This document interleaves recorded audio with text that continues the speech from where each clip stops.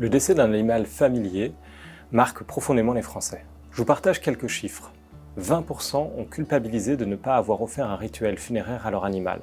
Lors du décès, 46% des familles les ont confiés à un vétérinaire. 27% ont inhumé leurs compagnons disparus.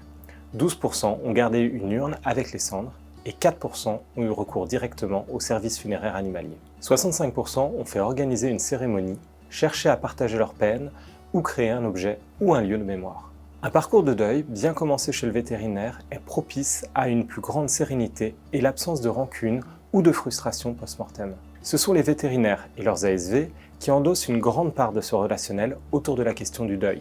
Le propriétaire sera sensible à notre accompagnement. Cette empathie sera bénéfique pour garder le lien avec lui dans le futur, près d'un tiers des propriétaires reprenant un animal suite au décès. L'empathie de l'équipe soignante, sans porter de jugement, permettra de maintenir le lien de confiance avec le propriétaire. Les ASV sont essentiels dans ce soutien émotionnel. Leur accompagnement renforce la confiance entre notre structure de soins et les familles. Il est important pour la clinique de pouvoir fournir des outils concrets pour accompagner efficacement les propriétaires endeuillés. Un kit au revoir, développé par Estima, permet aux familles de quitter la clinique avec les effets de l'animal dans un pochon dédié.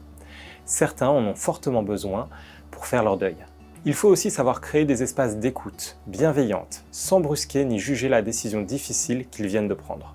Ces attentions, dans ce contexte de grande vulnérabilité émotionnelle, sont reçues de façon très positive et sont fidélisantes pour la clinique. Au moment du deuil a lieu un phénomène de cristallisation. Tous les événements des dernières heures, voire des dernières semaines, se figent avec beaucoup de clarté et d'intensité dans les esprits des propriétaires. Proposer des rituels d'adieu comme une lettre, un album, un objet symbolique, une photo, voire une cérémonie, sont autant de services que la clinique peut apporter pour aider son client à mieux traverser son deuil. Vous pouvez aussi tout simplement l'encourager à parler à des personnes de confiance ou à des thérapeutes spécialisés. Enfin, parfois, une simple phrase comme « Je comprends à quel point c'était important pour vous » peut faire toute la différence. Gardons en tête quelques résultats marquants de l'étude Estima Kantar 2025. 59% des pets parents souhaitent avoir la possibilité de récupérer les cendres de leur animal. Et enfin, 40% aimeraient une cérémonie d'adieu personnalisée. Chaque deuil est unique, chaque propriétaire va exprimer à sa façon son attachement à travers la façon de gérer le départ de son animal. Chaque façon de se séparer de son animal est respectable.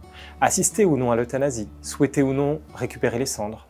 A l'inverse, le besoin de ritualiser la séparation via une cérémonie, des gestes souvenirs ou des objets funéraires, comme une urne, un bijou ou des reliquaires, répond à la nécessité de se soigner soi-même à travers ces gestes. Ce besoin doit être respecté et entendu. En effet, le choix de l'objet transitionnel et le moment du retour des cendres sont clés pour la gestion du deuil car ils donnent une forme tangible à la séparation, mais aussi à la continuité du souvenir.